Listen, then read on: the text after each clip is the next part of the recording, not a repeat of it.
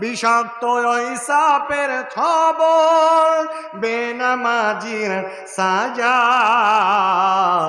এমন তো হতে পারে তোমার আসরে জানাজা। কেমন করে ঘুমাও তুমি, ফজর করে কাজা। এমন তো হতে পারে তোমার জোহরে জানাজা। বেনামাজি পাবে না হায় নবীর শাফায়াত, দোজখের আযাব শুধু আঘাত আর আঘাত। বেনামাজিরা পাবে না কো, বেনামাজিরা পাবে না কো পরকালে যা যা। এমন তো হতে পারে তোমার মাগরিবে জানাজা। কেমন করে ঘুমাও তুমি, ফজর করে কাজা। এমন তো হতে পারে তোমার জোহরে জানাজা। লিল্লাহি তাকবীর, নারায়ে তাকবীর।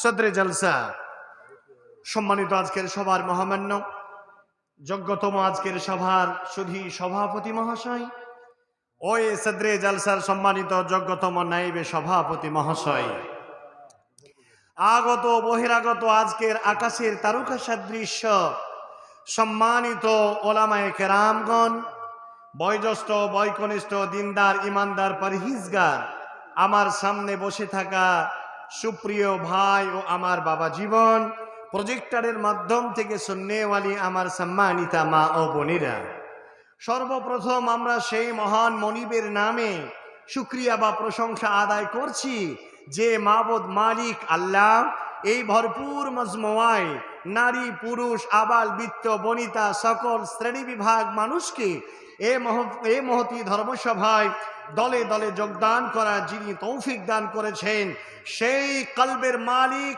খালিক আল্লাহর নামে প্রশংসা আদায় করুন, জোরে বলেন আলহামদুলিল্লাহ। তারপরে পরি মুক্তির কান্ডারি দুধ সর্বহারার নেতা সরওয়ারে কায়নাত আহমদ মুজতবা মোহাম্মদ মুস্তফা অন্তরের গভীরতা থেকে বিশ্ব নবীর নামে দরুদ পাঠ করুন, জোরে বলেন সাল্লাল্লাহু আলাইহি ওয়াসাল্লামের উপরে লক্ষ কোটি দরুদ ও সালাম শান্তি অগণিত ভাবে বৃষ্টির ন্যায় বিবর্ষিত হোক। সকলেই একবার আমরা মিলে বলি আল্লাহুম্মা আমিন। আল্লাহুম্মা সাল্লি আলাইহি, আল্লাহুম্মা বারিক আলাইহি, বারিক ওয়া সাল্লিমান তাসলিমান কাসীরান কাসীরা। আজ এই বালাপাথর গ্রাম কর্তৃক আয়োজিত মসজিদের উন্নয়ন কল্পে উন্নতি কল্পে যে প্রোগ্রামের অ্যারেঞ্জ করেছিলেন অক্লান্ত পরিশ্রম করে দীর্ঘদিন ধরে, যিনারা মেহনতের ফল হিসাবে আজকে তার রূপরেখা হিসাবে সেটাকে প্রমাণ করতে পেরেছেন। নারী পুরুষ আবাল বৃদ্ধ বনিতা আমরা সকলে এসে উপস্থিত হয়ে গেছি। ধারাবাহিক সন্ধ্যা থেকে নিয়ে রাত 11টা বাজে পর্যন্ত কোরআন ও হাদিসের অমীয় বাণীগুলো আমরা শ্রবণ করলাম। সেই দিক থেকে খেয়াল করলে আমি মুর্শিদাবাদের মেহমান, আমি আপনার কাছে এসেছি। যতদূর থেকে আসি না কেন, আমরা সেই মানুষ যা পথহারা মানুষদেরকে, বিপদগামী মানুষদেরকে, দিশেহারা মানুষদেরকে দিশা দেওয়ার জন্যে সঠিক সরল সঠিক পণ্য পন্থা অবলম্বন করণের জন্যে আমরা এসে থাকি। সেই হিসাবে আমিও আপনাদের কাছে উপস্থিত হয়েছি। আর যেহেতু এসেই গেছি, পবিত্র কোরআনুল কারীম সূরা নাম্বার 41 সূরা আল ফুসসিলাত আয়াত নাম্বার 30 আমি আপনার সামনে তিলাওয়াত করেছি। তাছাড়াও পবিত্র কোরআনুল কারীম সূরা নাম্বার 6 সূরা আল আনআম আয়াত নাম্বার 162 আমি আপনার সামনে পড়েছি। বিশুদ্ধ সূত্রে প্রমাণিত একটি হাদিস, হাদিস সহিহ আল বুখারী, হাদিস নাম্বার 3374 আমি আপনার সামনে পড়েছি। এখানে নারী আর পুরুষ আমরা যারা আছি প্রত্যেককে আমার একটি জোরালো অনুরোধ, আপনি যতক্ষণ আলোচনা রাখবো এ সমাজের এ মজমুয়ার শৃঙ্খলাকে বজায় রেখে এক অশেষ পুণ্যের অধিকারী হন। আমি এই প্রার্থনা মহান মালিকের কাছে আমি চাই, আল্লাহ এখানে যারা নিঃস্বার্থভাবে নিজের অর্থকে মসজিদকে ডোনেট করে কোরআন ও হাদিসের আলোচনা শুনে যারা নিজের দিলকে, যারা নিজের অন্তরকে, যারা নিজের কলবকে যারা পরিশোধন করার মানসিকতায় এই জায়গায় উপস্থিত হয়েছে, আল্লাহ প্রত্যেকের অন্তরের তুমি কুলুষিত অন্তর যদি থাকে, পাপে যদি আচ্ছন্ন হয়ে থাকে, হে মাবুদ আল্লাহ প্রত্যেকের জীবনের খুনা খাতা মাফ করে দিয়ে প্রত্যেককে তুমি কবুল করে নাও। জোরে বলেন আমিন।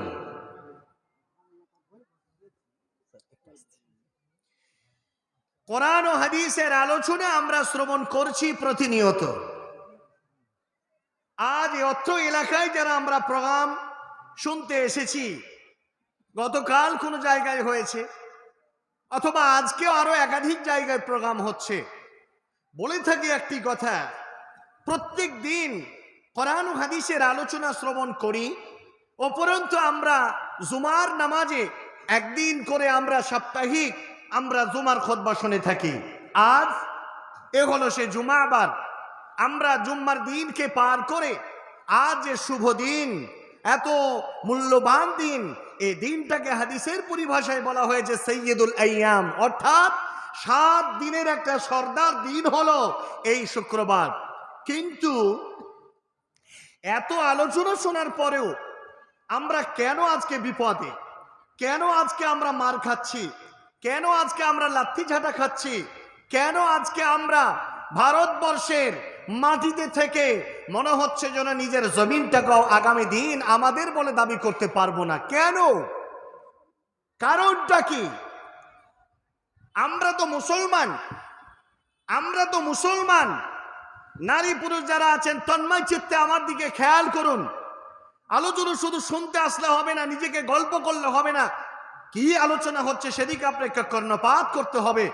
এই সময়টা যদি আপনি আপোষের মধ্যে বিভিন্ন পাঁচ বাড়ির 5টা মেয়ের সঙ্গে আপনি যদি একে অপরের ভালোবাসাকে এক মিলন মেলা মনে করে যদি আপনি গল্প করেন,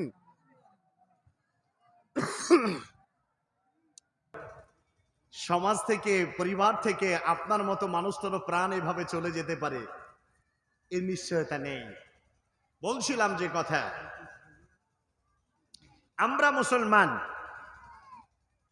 মুসলিম আমি। একজন মুসলমান কখনো অপমানের পাত্র হতে পারে না, একজন মুসলমান কখনো লাথি ঝাঁটা খেতে পারে না। কেন ভারতবর্ষের মুসলমানদের আজকে এই সিচুয়েশন হয়ে দাঁড়ালো? মুসলিমদের এই হালাত কেন? পবিত্র কোরআন সূরা আল-আনআম আয়াত নাম্বার 162 অর্থাৎ 162, আল্লাহ তাবারক ওয়া তাআলা তিনি বলেছেন, খুব ভালো করে শুনবেন কথাগুলো। বিসমিল্লাহির রহমানির রহিম। কুল ইন্না সালাতি ওয়া নুসুকি ওয়া মাহইয়ায়া ওয়া মামাতি লিল্লাহি রাব্বিল আলামিন। আল্লাহ তাবারক ওয়া তাআলা তিনার নবী প্যারা হাবিব জনাবে রাসূলুল্লাহ সাল্লাল্লাহু আলাইহি ওয়াসাল্লাম কে বললেন, কুল হে নবী আপনি বলে দেন, ইন্না সালাতি আমার নামাজ, ওয়া নুসুকি এবং আমার কুরবানি, ওয়া মাহইয়ায়া এবং আমার দুনিয়াতে বেঁচে থাকা, ওয়া মামাতি লিল্লাহি রাব্বিল আলামিন আমার পৃথিবী ছেড়ে পার্থিব জগৎ থেকে মহান আল্লাহ তাবারাক ওয়া তাআলার কাছে চলে যাওয়া লিল্লাহি রাব্বিল আলামিন। একজন মুসলমান এমন হবে, মুসলমান তো সেই বিশ্বনবী কোরআনের আয়াতের অনুবাদে জানালেন, ওরে আমার আজ অত্র এলাকার বারাবাদুর মুসলমান নরনারী, আপনারা ভালো করে কথাটা অনুবাদ করুন। আল্লাহ তাবারাক ওয়া তাআলা বলে দিয়েছেন, ওগো নবী মুহাম্মদ আপনি বলে দিন মুসলমান যারা হবে তাদের কোনো রকম কোনো স্বাধীনতা থাকবে না, দুনিয়ার মাটিতে তাদের কোনো আজাদি চলবে না। এদের মধ্যে এদের ভিতরে আল্লাহ তাবারাক ওয়া তাআলা এমন একটা বস্তু দিয়ে তাদের পাঠিয়ে দিয়েছে যার লাভ হলো ঈমান। একজন ঈমানদার মানুষেরা কখনো পৃথিবীর মাটিতে বাজে চিন্তা নিয়ে চলতে পারে না, স্বাধীনতা থাকতে পারে না। কেননা যা কিছু করবে আল্লাহ তাবারাক ওয়া তাআলার জন্য করবে। পৃথিবীর মাটিতে যদি কোনো সংসার কেউ পাতে সেটাও হবে আল্লাহর জন্যে, কারো সঙ্গে যদি কেউ বন্ধুত্ব বানায় সেটাও আল্লাহর জন্যে হবে। কেউ যদি মানুষের সাথে দুশ্মনী তৈরি করে সেটাও হবে আল্লাহর জন্যে। কেউ যদি কোরবানি করে ত্যাগ তিতিক্ষা শুধু কোরবানির মানে এই জিলহজ মাসে ইব্রাহিম আলাইহিস সালামের সুন্নতের কোরবানি নয় বাপজি রে, কুরবানি কত রকমের আছে। একজন ভালো বন্ধু ছিল আমার, এই বন্ধুটা আল্লাহর জন্য ভালোবাসা তার জন্য গড়েছিলাম। আজ ছেলেটি আল্লাহর সঙ্গে শিরিক করে, আল্লাহ তাবারাক ওয়া তাআলার যত বিধান আছে সংবিধান আছে এগুলোকে মানে না, তাই আমি তাকে ছেড়ে দিলাম। অতএব বন্ধু বানালাম আল্লাহর জন্য, আবার বন্ধুটাকেও ছেড়ে দিলাম আল্লাহর জন্য। এত কিছু কুরবানি করলাম পৃথিবীর মাটিতে আল্লাহ সন্তুষ্টির জন্য। হক কথা বলেছি, হক কথা বলার কারণে আমাকে জেলে যেতে হয়েছে। সারাটা জীবন জেলে আমি কাটালাম, এটাও আমার জীবন আল্লাহর জন্য কোরবানি করা। বন্ধুরে আমার জিলহজ মাসে কোরবানি করা এটাও আল্লাহ তাবারাক ওয়া তাআলার জন্য করা। ভাইরা আমার, বন্ধুরে আবার একজন মুসলমান সার্বিক যা কিছু নিজের হাসি নিজের কান্না নিজের দুঃখ নিজের বেদনা সবটাই আল্লাহ তাবারাক ওয়া তাআলার জন্য।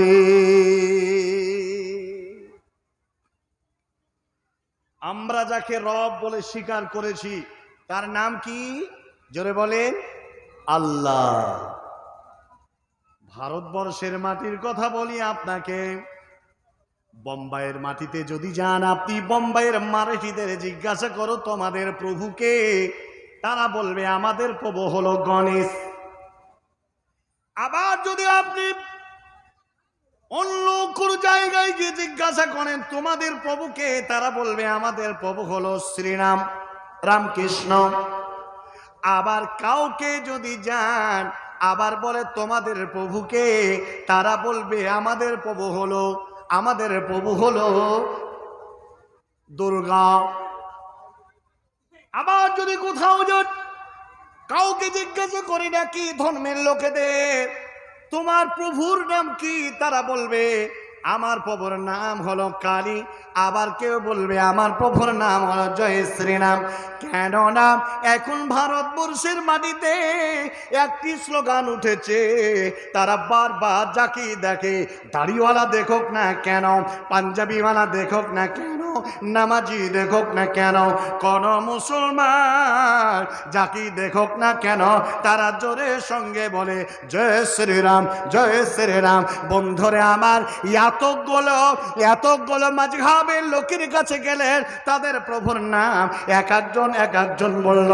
কেউ বলল গণেশ, কেউ বলল কালী, কেউ বলল সরস্বতী, কেউ বলল দুর্গা, কেউ আবার বলল জয় শ্রীরাম, কেউ বলল জয় শ্রীকৃষ্ণ।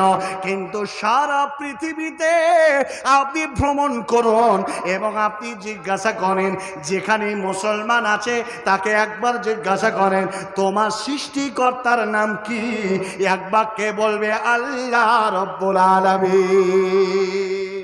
লিল্লাহি তাকবীর, নারে তাকবীর। আমরা মুসলমান, আমি মুসলিম চিরনবীর, আমি মুসলিম চিরনবীর। মরণকে করি না ভয়, মরলে শহীদ বাঁচলে গাজী, মরলে শহীদ বাঁচলে গাজী, এটাই আমার পরিচয়। আল্লাহ তাবারক ওয়া তাআলার জমিনে একজন মুসলমান কাউকে ভয় করবে না। মহান আল্লাহ তাবারক ওয়া তাআলা বলেছেন, ওরে আমার বাপজিরা, ওরে আমার জননী মা বোন বেটিরা, আমার শুনে নাও। মহান আল্লাহ তাবারক ওয়া তাআলা তিনি বলে দিয়েছেন, ইন্নাল্লাযীনা ক্বালু রাব্বুনাল্লাহ সুম্মা ইসতাকামু তাতানাজ্জালু আলাইহিমুল মালায়েকা আল্লা তাখাফু ওয়া লা তাহজানু ওয়া আবশিরু বিল জান্নাতিল্লাতী কুনতুম তুআদুন।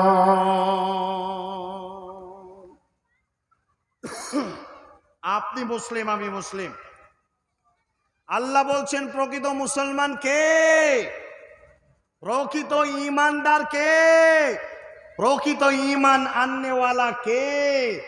একবার জিজ্ঞাসা করো, বলবে ইন্নাল্লাযীনা ক্বালু রাব্বুনাল্লাহ, নিশ্চয়ই যারা বলল আমার রব আল্লাহ, আল্লাহ ছাড়া দ্বিতীয় কোনো মাবুদ নেই, কোনো ইলাহ নেই, এই কথা বলে তার উপরে এসে দাঁড়িয়ে থাকলাম।